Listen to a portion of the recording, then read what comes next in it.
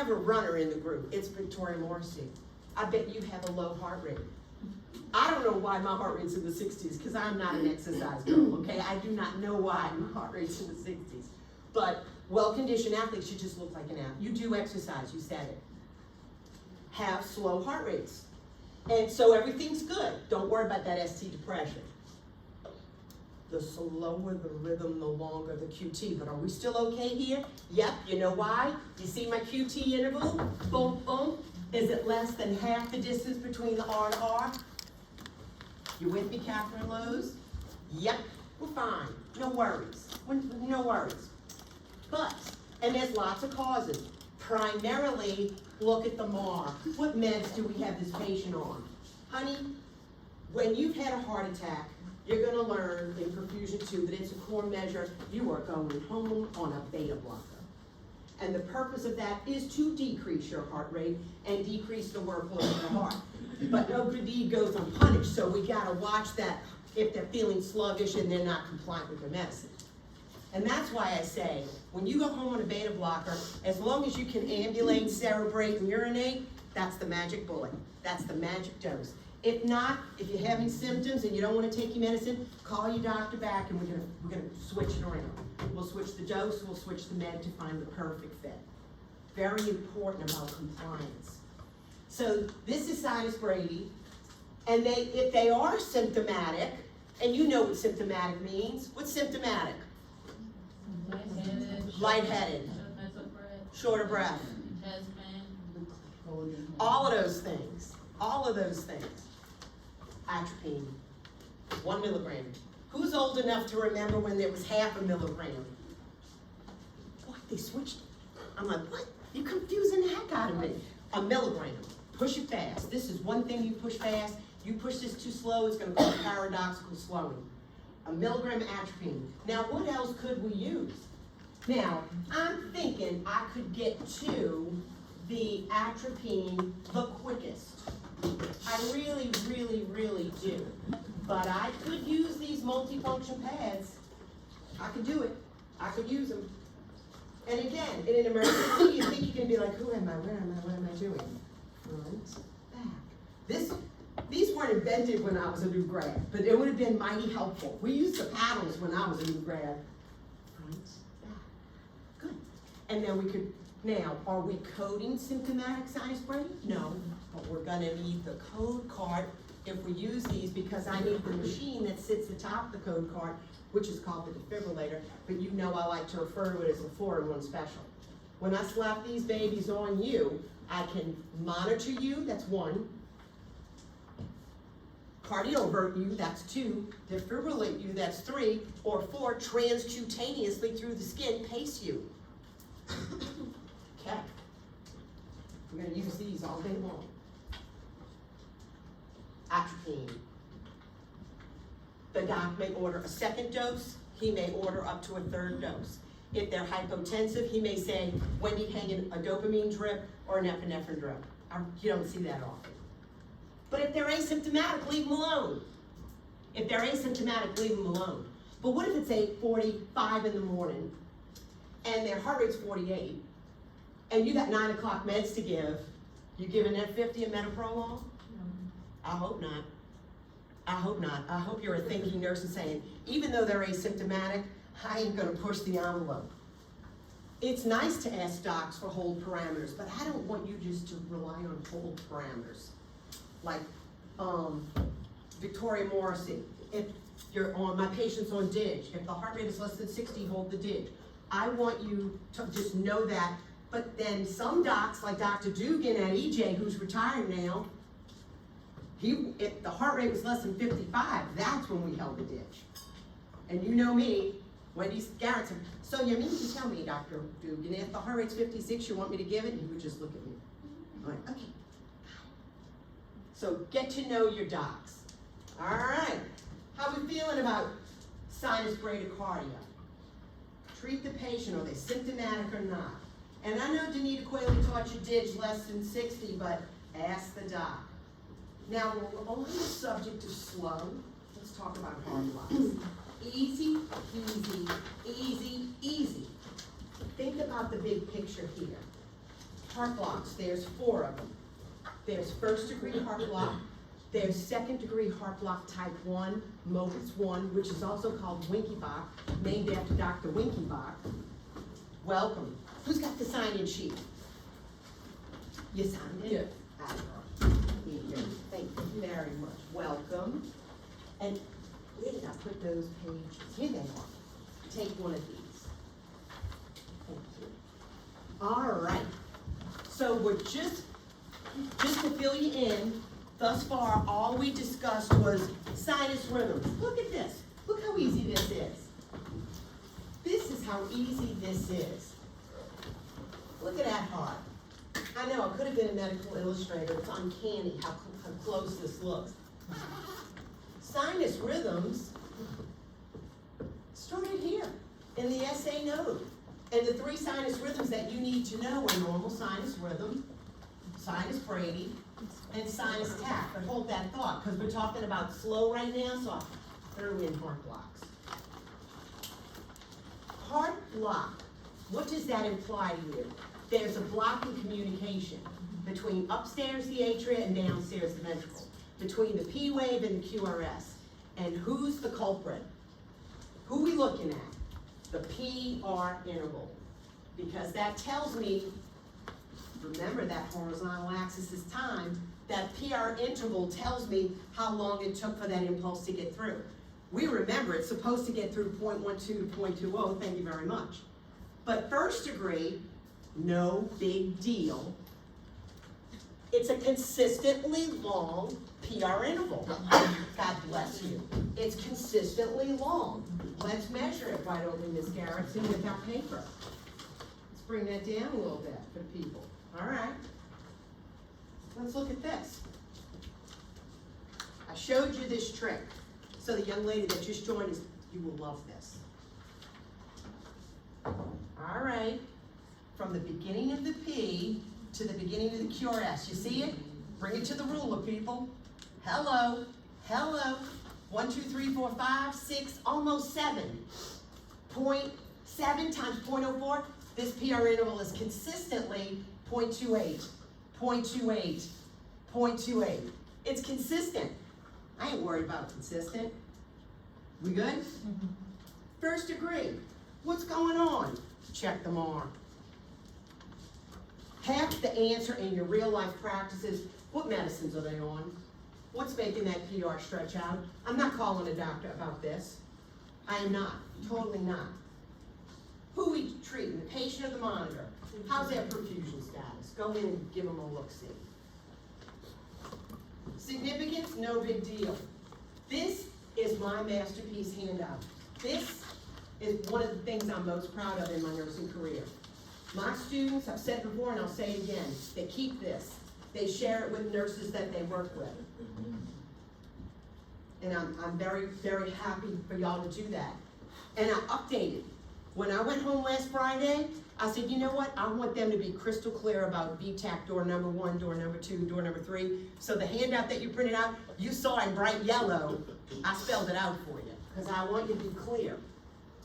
Usually asymptomatic, observe for a worsening block. Take a look at them all, you know? Be a thinking nurse. Now, of course, if they're symptomatic and the rate's slow, atropine. Atropine will work for you in Mobitz 1.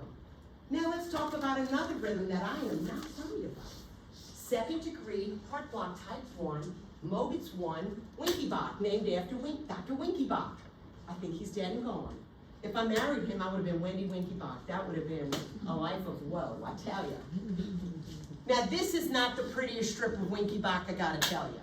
But what happens is the PR interval gets longer, meaning the atrial impulse happened and we get to the ventricles delayed, and then it happened, okay, QRST, then a P wave happened and then it took longer to get to the QRS, and a T wave, and then a P wave happened and then nothing. So longer, drop a QRS, oh, longer, drop, longer, drop, oh my God, Winky-Bach. No big deal. That little rhyme is too cute to be worried about it. Longer, drop, oh my God, Winky-Bach. I'm not worried about that. I think that's a nice little jingle. Again, not the best picture. This is long, this is longer. you drop the QRS. I'm just saying, it's not the best picture. No big deal. Treat the patient. Look at the meds. Winky Bach goes away all on its own. Don't ask me why, and you don't see it much. And when we see it, we're like, oh my God, it's a Winky Bach. You know? How are we feeling about first degree heart block and second degree type 1? Yes, ma'am. So your P to QRS intervals are not 1-to-1. You are correct. You are correct. And you know what? Now don't get yourself all in a, live in a quiver, because that's going to be the case for a couple of them. Okay. But each has its own distinct thing, and at the end of second, moments 2 and 3rd degree, I have a little matching exercise that seals the deal.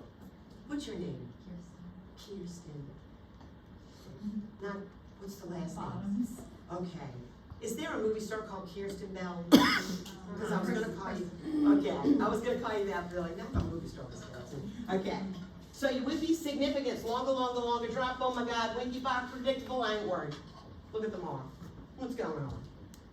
Observe for a worsening block, atropine if symptomatic. Okay, you ready? Now I'm worried. Second degree heart block type 2. Doesn't look like a bad, scary rhythm. Well, let's take a look at it. Systematic overview. You will have a few strips on the test. Do not assume that it's a 6-second strip. What is the rate? What is the rhythm? Do I have a uniform P wave? What's the QRS? What's the QT? Name that rhythm. Let's look at this one. I keep doing it. I gotta pull it down so I can reach it for y'all. Okay. 6-second strip. My heart rate is 1, 2, 3, 4, 50-ish. Think my patient will be okay with a rate of 50? Probably so. Probably so. Moments 2 can be regular. This rhythm is very regular.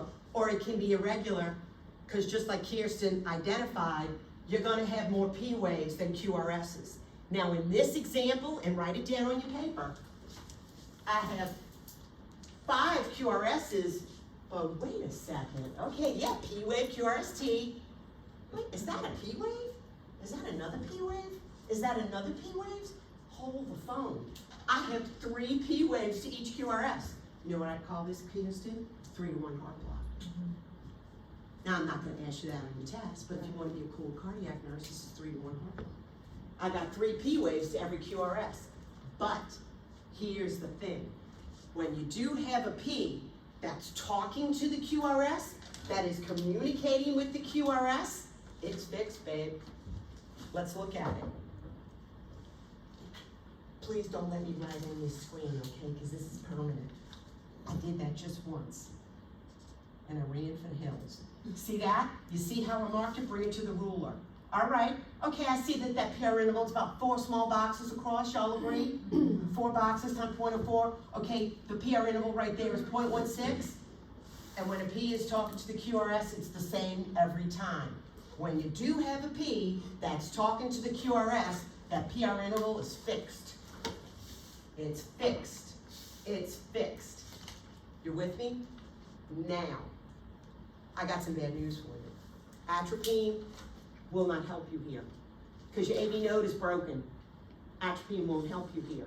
What can I do? Let me look at my little bag of tricks. Where are you? Let me find it. I know, I feel like a magician right here. Not looking for my implantable defibrillator. I'm gonna find it.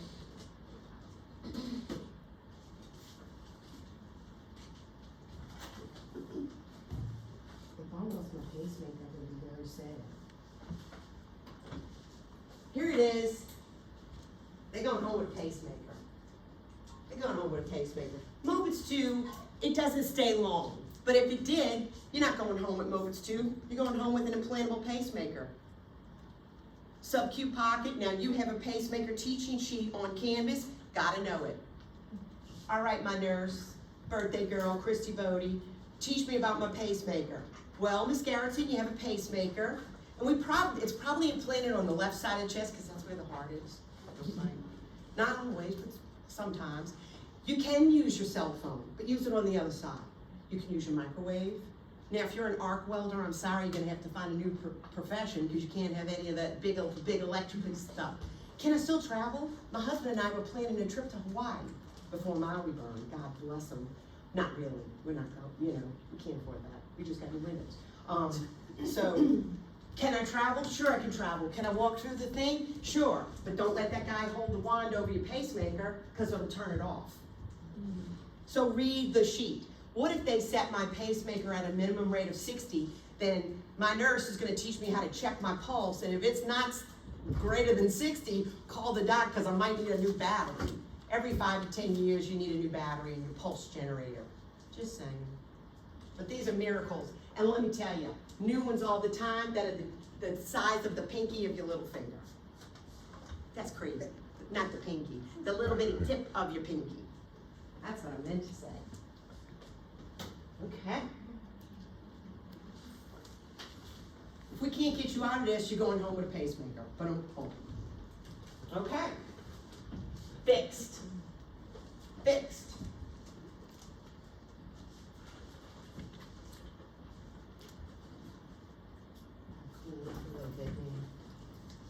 Hey. Didn't show this to the other 2 classes, but take one, pass it around. Take one and pass it around. Take one and pass it back. Take one and pass it back. Take one and pass it back. Take one and pass it back. I'm sorry, y'all feel it? Just keep circulating it through. What in the heck is this? This is a temporary pacemaker. Have you seen one of these? Mm-mm. This is a pulse generator. My Wednesday group, I didn't spell this out for you, but an orientation day from my Wednesday group 2 weeks ago. Where's my Wednesday people? Raise your hand. We happened to be just cruising through ICU when I saw an empty room with nurses waiting. I said, is a post-op heart coming out? And they were like, yeah. I said, make yourselves comfortable, because we're gonna watch that patient roll in. And I promise you, after cardiac surgery, they have 2 epicardial pacing wires, this is not on your test, sticking out of your chest. Who wants to be a new grad and work in ICU? Raise your hands, raise them high. You will see epicardial pacing wires sticking out of their chest. In the event that they Brady down, we could plug it in to this pulse generator, which has 3 dials: rate, milliamps, sensitivity. Ba-dum-bum. Hey, let me ask you, Wednesday group, was that patient being paced? Yes, they were, because it was Dr. Roach, and they were being paced at a rate of 90. You remember that? We saw the pacemaker spike with a rate of 90. Because Dr. Roach, you gotta know your docs. He doesn't like a slow heart rate. Why? Because cardiac output is equal to heart rate times stroke volume. And he likes a heart rate in the 80s or the 90s. 50s or 60s, he says the perfusion's not good enough. And that's why we paced him. Not on your test, but you will see this if you're gonna work in a surgical ICU and care for the post-op hearts. All right. So it's interesting, man. There's different ways to pace a patient. We could transcutaneously pace them. True or false? The ideal way to pace your post-op CABG, coronary artery bypass graft patient, would be to use the transcutaneous pacer. No, use those 2 little epicardial pacing wires that they left in the epicardium, the outside of the pericardium. When I was a new grad, I didn't understand that, because nobody explained it to me like that. But I'm saving you a little grief.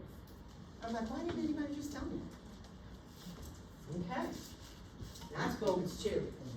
Even if this patient is asymptomatic, they're fine, awaiting to go to surgery for their permanent pacemaker, I, Wendy Garrettson, will go get the code card. I will communicate and educate the family and the patient. I'm just parking this machine right here, this cart, because it is a machine. And I'm gonna go ahead and put these pads on your chest, front, back, and in the event that you have some symptoms, like if you feel lightheaded, cold and clammy, you're not feeling good, weak, let me know, and in a turn of a dial, you're transcutaneously pacing your patient. How you like them apples? Good. Ward off evil spirits. A good Scout's always prepared. He's not a Girl Scout. Now, I've said this to my clinical group. When my kid was in kindergarten, I said, oh, I would like her to be in Girl Scouts. They're like, well, would you be the leader? Because we don't have a leader. I'm like, I've never been a Girl Scout, but I'll try to wing it. And then my buddy Rosa, and I did it together. It was actually a lot of fun. But being a cookie mom is stressful. Jesus, Mary Jo, selling cookies is stressful. Because everybody wants those cookies. Oh my God, it'll kill me. All right. Second degree heart block moments too. This is serious. Check the patient. Even if they're not symptomatic, I notify the MD of the change and I get that transcutaneous pacer ready. You with me? Ready to rock and roll if I need it. Third degree. Did I tell you that heart blocks are like relationships? In first degree heart block, you just need a little space from each other. That's P wave and the QRS. In moments two, you get a little further away from each other, a little further away from each other, a little further away from each other until one night, he doesn't come home. That's okay. I don't even cook that night. Third degree, you're divorced, babe. You're divorced. Divorced. Write this down. Just commit it to memory for your life, not for the test. Third degree heart block is always, and I rarely say always, and I rarely say never, third degree heart block is always regular. The P waves are living their life, and the QRSs are living their life, but they are not talking to each other at all. That PR interval is all over the place. Let me demonstrate for you what I'm talking about.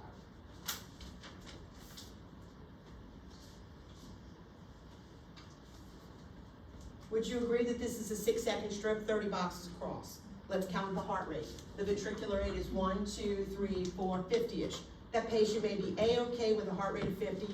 Go check their perfusion status, their warm and dry pulses, cap refill, everything's good. Perfect. Let's take a closer look at it. Oh, looks good. P wave, QRS, T. Oh, here we go again. That's a P wave. That's a P wave. That's a P wave. All right, let me take a closer look. Okay, Ms. Garrison, you just said the P's literally march right through the QRSs. Do you agree that this is a P wave? Do you agree that this is another P wave? There's a P wave. What? There is a P wave hiding in that T. Don't worry, that's not the R on T phenomenon. That's not going to give us torsade. That's a P. That's a P. That's a P. You with me? P wave. Here's another one hiding. It would have been there, but it came in there. Now let's measure the PR intervals. Well, this PR interval, from there to there, take it to the ruler. Oh, you almost could go blind, huh? It's about 0.16. You with me? Well, let's do another one. Holy moly. See, oh my God, that's almost 0.40. Do you see these PRs are all over the place?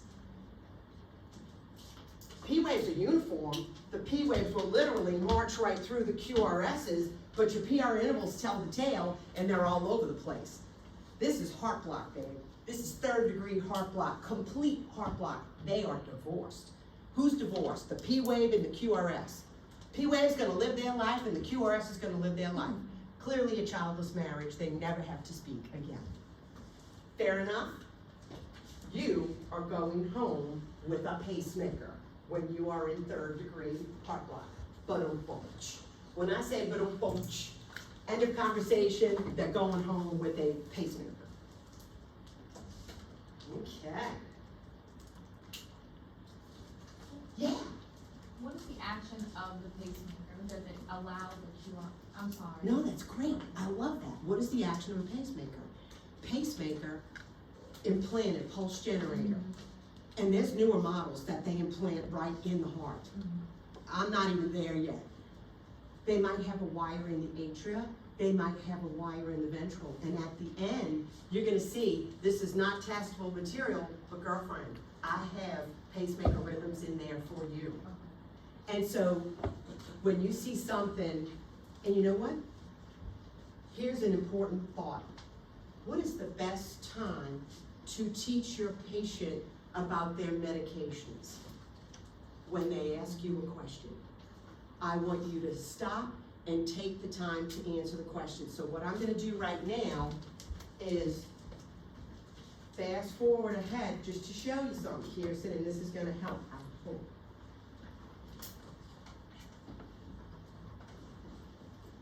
You got this all the way at the end of your thing.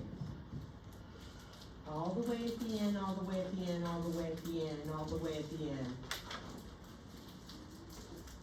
Hello. I like this one even better. We'll go over all of them. They're in 3rd degree heart block. So darling, you are gonna go home with a pacemaker. And the wire is in the ventricle. Remember I told you that a PVC, a ventricular bead, is a wide bizarre QRS with the T wave oppositely deflected. In this example, the pacing wire is in the ventricle. And that's why it doesn't look like this. It looks like pacer spike, wide QRS, T wave oppositely deflected. Man, that looks like a ventricular bead. It is a ventricular bead. The wire's in the ventricle. Does that make sense?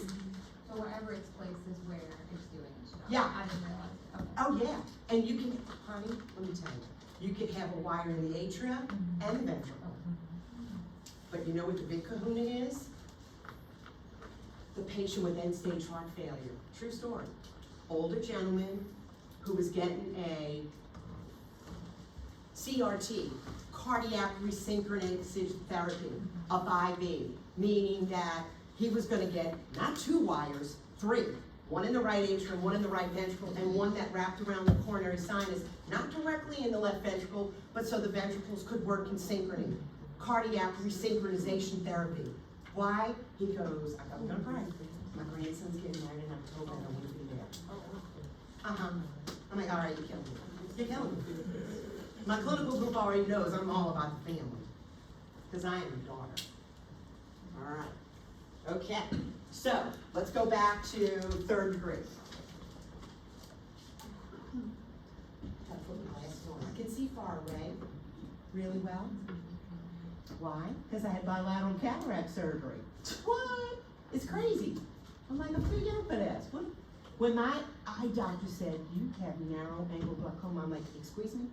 And he goes, and the definitive treatment will be to remove the mild cataracts to open the channel. Right on, brother. I don't want to go blind. I need my eyes. All right, how are we feeling about this? Real similar to Mobitz 2, even though 3rd degree is much more common. Going home with a pacemaker, you bet your boots I'll put those multifunction pads on them while they're awaiting their pacemaker surgery, even if they're asymptomatic. So in the flick of a switch, I can do what I need to do, because I'm here to tell you atropine will not work for you in Mobitz 2, and atropine is not gonna work for you in complete heart block. It just ain't. So here's the summary.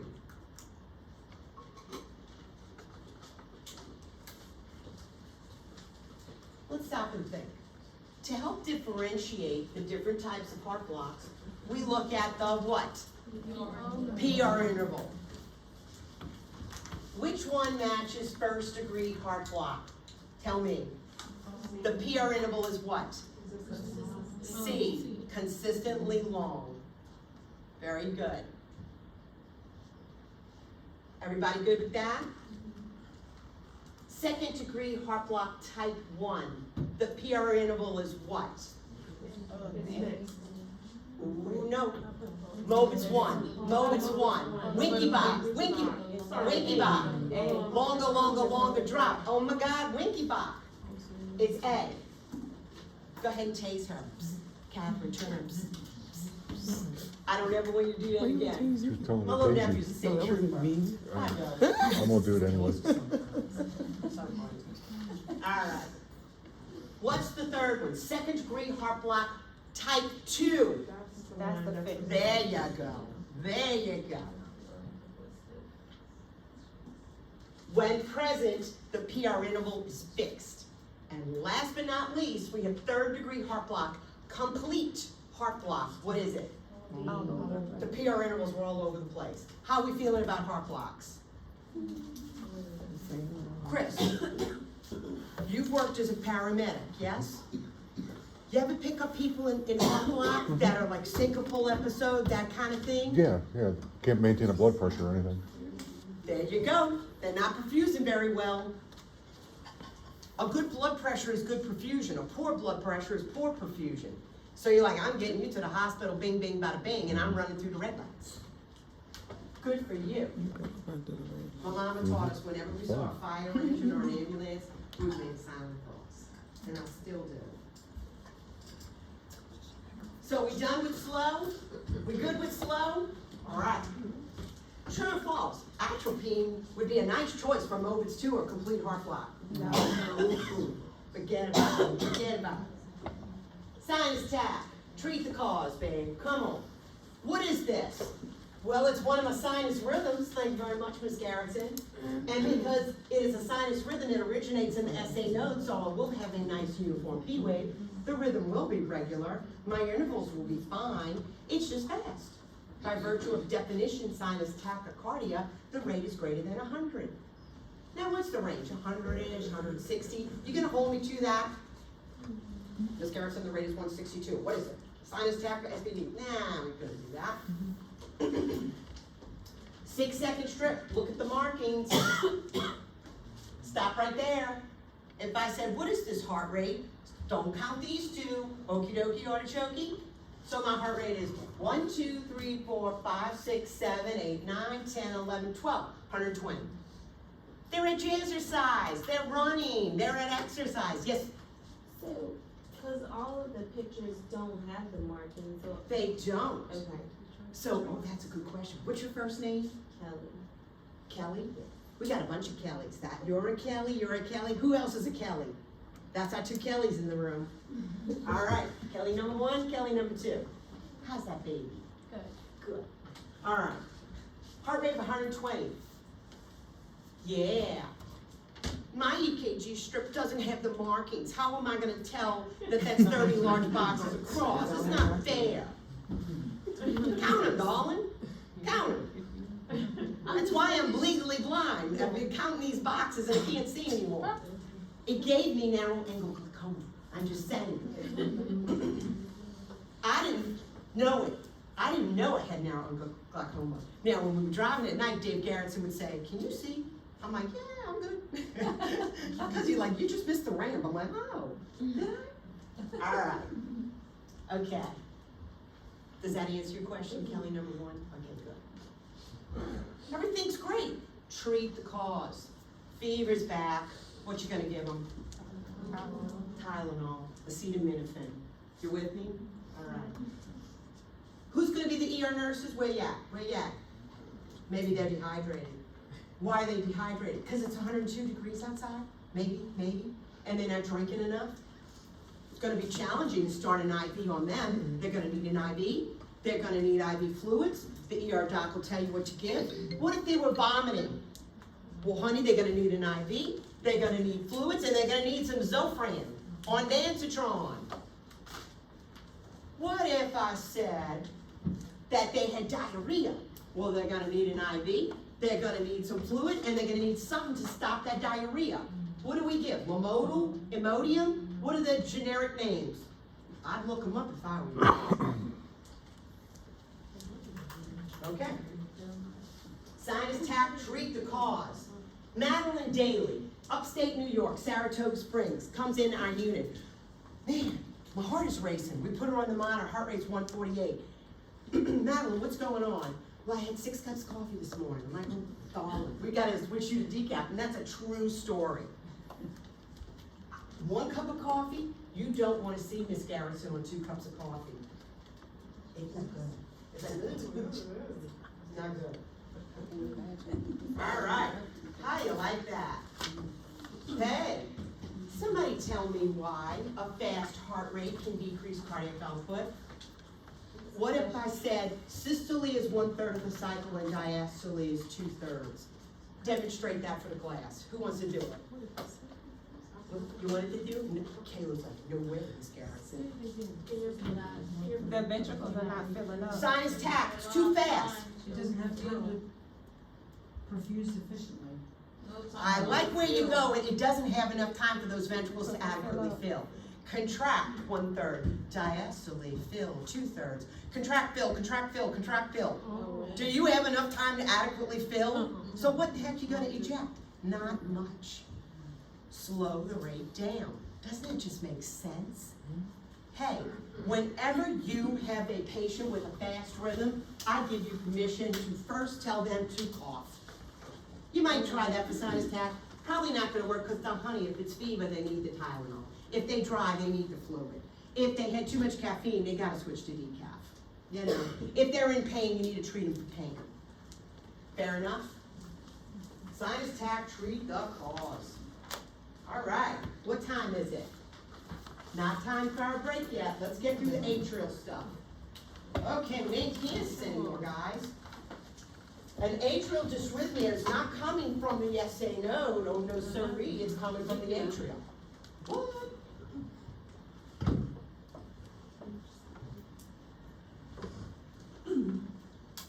It's irregular.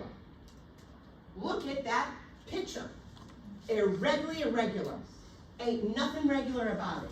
This is a 6-second strip. How do I know Kelly number 1? Because I counted the 30 boxes. Hey, Kelly number 1, look, with your cute little glasses. There's no markings on that paper. You with me, friend?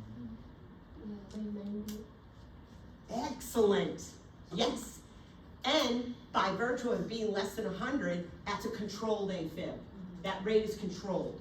I don't want AFib for a couple of reasons, but if I'm gonna have it, I'd rather the rate be controlled than uncontrolled because of what we just described.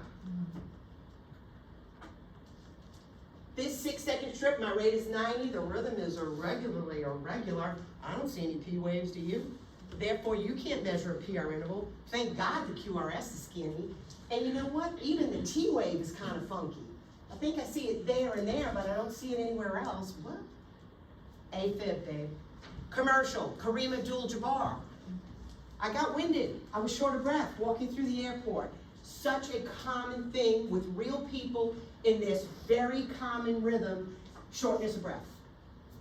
Don't like it. The ventricular rate can be controlled under 100 or faster, uncontrolled. Irregular. No P waves. It bears repeating. I didn't mean to repeat it twice. QRS, thank God it's still skinny. It's significant. And I'll tell you why. Reason number 1, you lost those atria, boom, contracting and moving blood to the ventricles. That's 20 to 30% of your cardiac output. That's your atrial kick. You've lost it.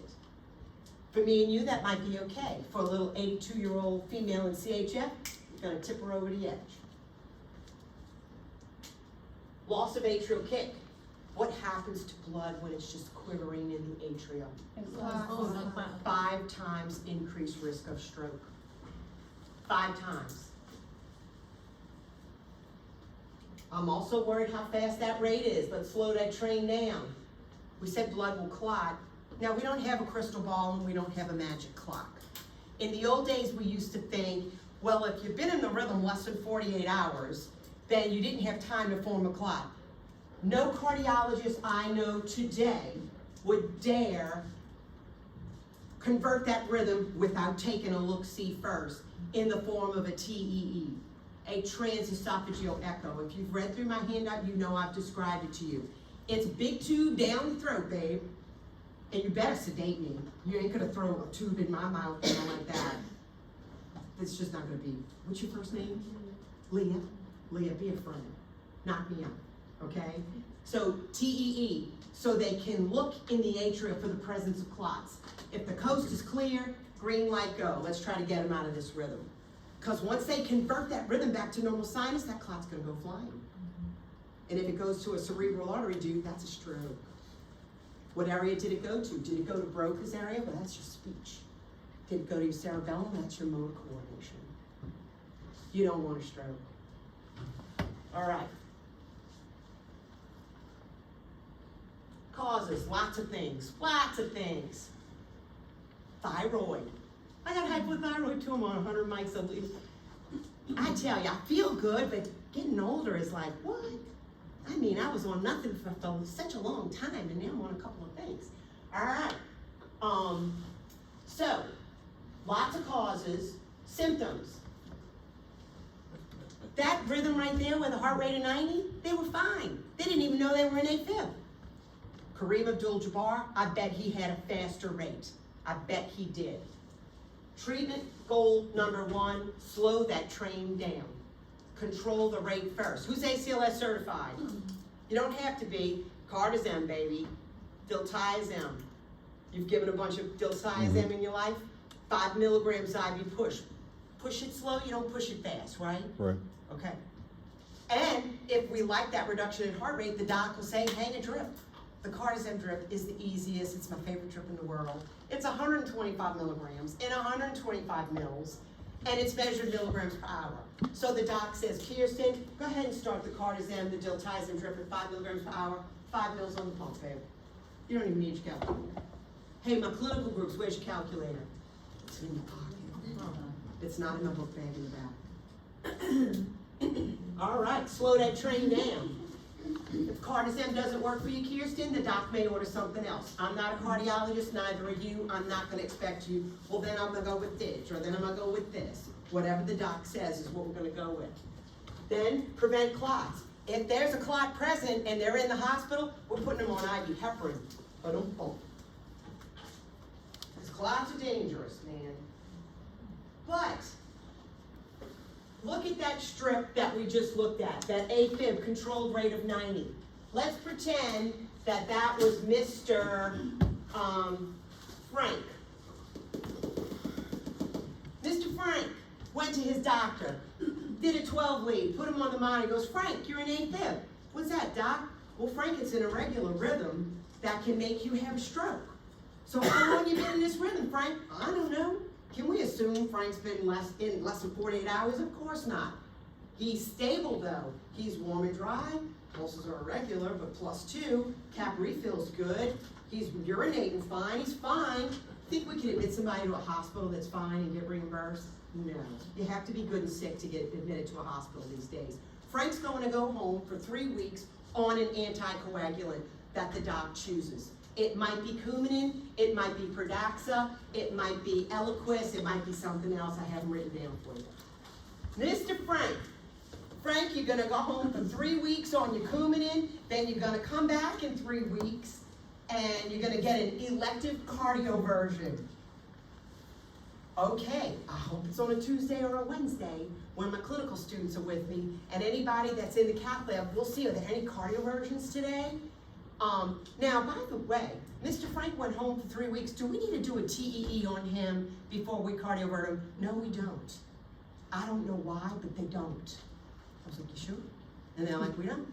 He's sufficiently anticoagulated. I'm like, okay, I trust you. So here's Mr. Frank. Hello, girls. We see him on the and fellas, we see him on the stretcher. He's already got the multifunction pads on. He has signed the consent for the elective cardioversion. And here comes the cute little CRNA with the hat, because we're gonna knock Frank out for this cardioversion, because we're gonna shock his chest. So the cardiologist is there, walks in, and he said, oh, I see we have some students today, wonderful. And we asked Mr. Frank, what you been doing? Well, honey, I've been home for 3 weeks on the anticoagulant. I'm like, good for you, sir. Today's the day. Anesthesia has a good line. Supplemental O2 only if he needs it. He's on pulse ox. We've got the nib on, all that kind of good stuff. Hey, where there's sedation, where we're going to knock you out, there is suction, and there is a code card and emergency intubation equipment if we need it, but we're not going to need it. So CRNA can push the propofol, Diprivan. Is it within our RN scope of practice to do that? Heck to the no. We could add it on a pump for a vented patient. We'll talk about that next week. All right, so, all right, Mr. Frank, this is it, sir. Once the cardiologist is there, we're gonna go ahead and sedate him, and in 3, 2, I'm telling you, the onset of Diprovan is quick.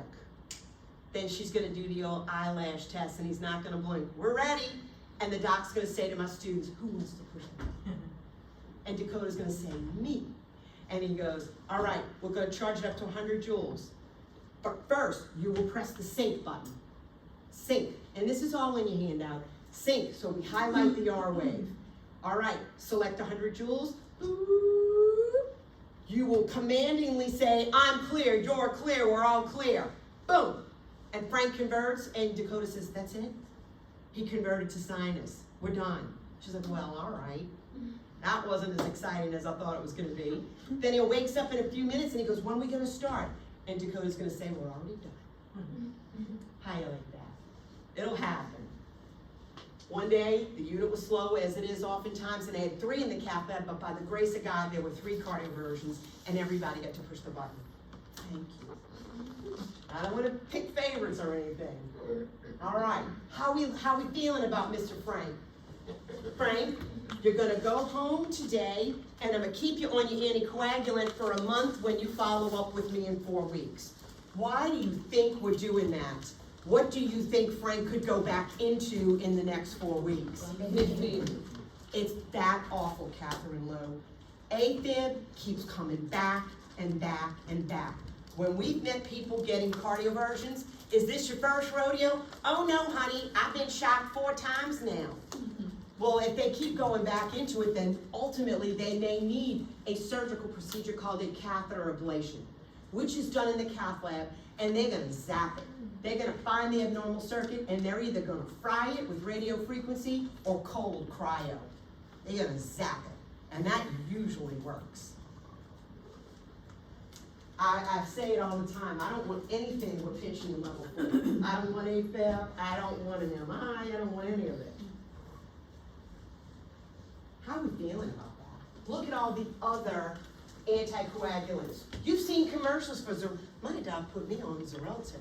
You've seen the commercial, huh? I mean, I know you're nursing school and you haven't watched TV for 2 years, but there's a Xarelto commercial and there's an Eliquis commercial. The husband and wife are in Italy throwing a coin in the fountain. I'm like, I want to be on Eliquis. I want to go to Italy and throw a coin in the fountain. Okay. Hey, did you know that Eliquis, apixaban, twice a day, BID, can be given with or without food, but we don't use it for somebody with AFib caused from a valvular problem. When you're a nurse on the unit administering these meds, look up those patient teaching sheets. Teach your patients. Okay. And Coumadin. My daddy was on Coumadin. They still use that stuff, Miss Carrollton? Yeah, they do. Nick Rock went to heaven in 2001, mind you. And Coumadin, what we didn't like about Coumadin, you did need frequent blood work. And you gotta think about stuff like this. Causes bleeding. It's expected. If I get bleeding with floss in my teeth, that's not a reason to stop the med. You know, use a soft bristle toothbrush, that kind of stuff.